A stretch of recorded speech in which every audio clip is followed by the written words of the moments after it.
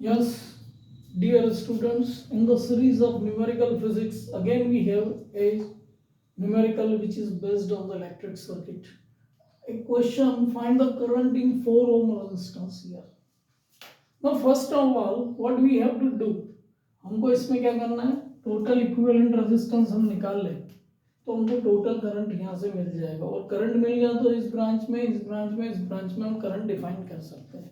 तो सिंपली हम पहले देखें तो इस सर्किट को थोड़ा सा मैं कंप्रेस करूंगा तो ये आपका 3 ओम का इसको हम इधर से स्कोर करते आएंगे तो यहाँ पर देखेंगे 3 ओम का है 8 ओम एज इट इज और ये आपका 2 ohm as it is this 2 ohm also as it is and 2 ohm as it is and this 8 ohm also as it is.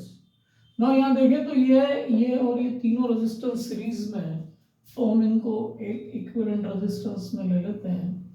तो यहाँ पर हम देखें तो ये 2 + 4 + 2 this will give 4 8 ohm means अब ये रेजिस्टेंस 8 ohm का हो गया, ये रेजिस्टेंस भी 8 ohm का हो गया। तो ये पैरेलल सर्किट में आ गए दोनों, हम इसको सॉल्व कर सकते हैं यहाँ, बाकी को एज इट इज रहने देंगे। तो यहाँ पे हम देखेंगे 2 ओम और ये 8 ओम, तो ये 8 ओम और ये 8 ओम दोनों पैरेलल में है तो इनका इक्विवेलेंट रेजिस्टेंस आपका हो जाएगा 8 + 8 64/16 विच इज इक्वल टू 4 ओम। तो इस कॉम्प्रेस्ड सर्किट का इक्विवेलेंट रेजिस्टेंस आ गया 4 ओम हियर और ये रेजिस्टेंस आपका 2 ओम का जो कनेक्टेड है ये वाला, again we are having this resistance 8 ohm and this is of 3 ohm and this is of 2 ohm और ये आपकी बैटरी कनेक्टेड है 12 वोल्ट की। अब सर्किट कॉम्प्रेस्ड हो गया। अब ये देखो आप ये 2 4 2 ये आल्सो फिर से सीरीज में है तो इसको भी हम सिंप्लीफाइड कर ले। ये 3 ओम हो गया आपका, ये 8 ओम एज इट इज, ये आपका 2 ओम एज इट इज और ये 2 + 4 + 2 ये आपका हो गया 8 ओम। दिस 2 + 4 + 2 इसको यहां से कंप्रेस करके हमने 4 ओम में कन्वर्ट कर लिया था। 2 + 4 तो ये 8 ओम आ गया। अब आप यहां देखें ये 8 और ये 8 पैरेलल में है तो ये भी इक्विवेलेंट में आ गए आपके 8 × 8 अपॉन 8 + 8 दैट इज 16 64/16 तो ये 4 ओम का इक्विवेलेंट रेजिस्टेंस आ गया। ये रेजिस्टेंस आपका एज इट इज आ गया 3 ohm and this resistance is of 2 ohm which is connected with the battery. अब इस तरीके से सर्किट को सिंप्लीफाइड करेंगे तो बहुत इजी है ना। तो 3 + 4 दैट इज 7 + 2 ये तीनों सीरीज में है तो ये 12 वोल्ट की बैटरी के साथ में ये कनेक्टेड है। अब इसका ऐसा करने का एडवांटेज क्या है मैं आपको बताऊंगा। आप देखें इसको, एक टोटल इक्विवेलेंट रेजिस्टेंस आपका आ गया 3 + 4 + 2 इट इज 9 ओम। 12 वोल्ट की बैटरी है, इसमें से जो करंट फ्लो होके आएगा टोटल आई जिसको हम यहाँ पे कह सकते हैं ये आई हो जाएगा आपका 12/9 V और ये हो जाएगा आपका 3 4 12 3 3 9 4/3 एम्पियर का करंट यहाँ पे फ्लो हो रहा है। अब यहाँ देखो कि ये दोनों ब्रांचेस क्या है 8 ओम और 8 ओम की, तो ये करंट क्या इक्वली डिवाइड हो जाएगा। मीन्स I1 को जो करंट मिल रहा है हम देखें तो I1 को जो करंट मिल रहा है दैट इज 4/3 डिवाइडेड बाय 2 तो ये हो जाएगा आपका 2/3 एम्पियर। 2/3 एम्पियर यहां से जा रहा है और इसमें से भी 2/3 एम्पियर जा रहा है इस ब्रांच में से, है ना।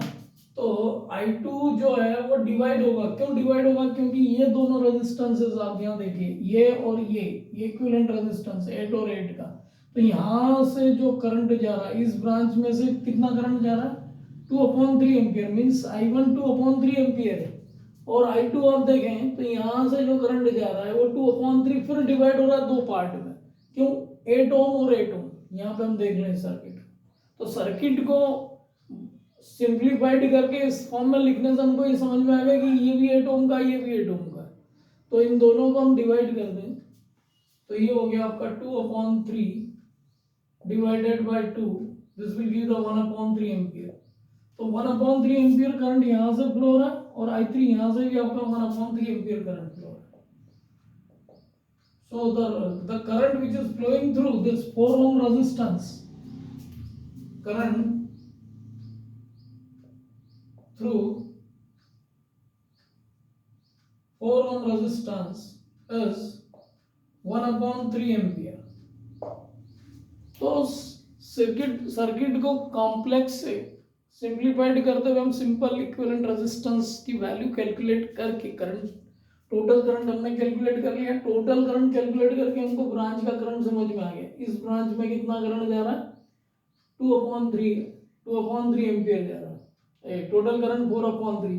यहाँ पर पहुंचते से ये करंट दो पार्ट में डिवाइड हो गया, तो यहाँ डिवाइड हो गया तो ये 2/3 का हो गया। और ये आप देखें यहाँ पे तो रेजिस्टेंस कितने का था, ये करंट यहाँ से फ्लो हो रहा था 4/3 का, दो पार्ट में डिवाइड हो गया। तो यहाँ इधर भी 2/3 था, ये 2/3, मतलब यहाँ 2/3 करंट फ्लो हो रहा है। फिर इन दोनों को आप देखें तो यहाँ पे क्या रहा है, ये भी 8 का 8 का, तो ये 2/3 फिर दो पार्ट में डिवाइड हो गया। तो एक 1/3 एम्पियर और दूसरे में भी 1/3 एम्पियर करंट फ्लो होगा। So the current which is flowing through the 4 ohm resistance is 1/3 ampere. तो this way we can determine the current, or either if it is asked resistance we can determine potential drop भी निकाल सकते हैं। इसके across potential drop कितना हो, 4 × 1/3 करना तो आपको पोटेंशियल ड्रॉप मिल जाएगा अक्रॉस दिस रेजिस्टेंस 4/3 वोल्ट। इस पूरे के अक्रॉस निकालना है, वो भी आप निकाल सकते हैं। 12 वोल्ट यहाँ एम्पियर हो रहा है, यहाँ भी 12 वोल्ट एम्पियर होगा। इसके बाद में वोल्टेज ड्रॉप होता चला जाएगा। So this way we can determine this plus this drop. तो यहाँ तक का आपको रेजिस्टेंस पता है, total resistance, then you can determine the voltage drop across this. Okay, so this way we can go with the numericals which is based on the electric circuit.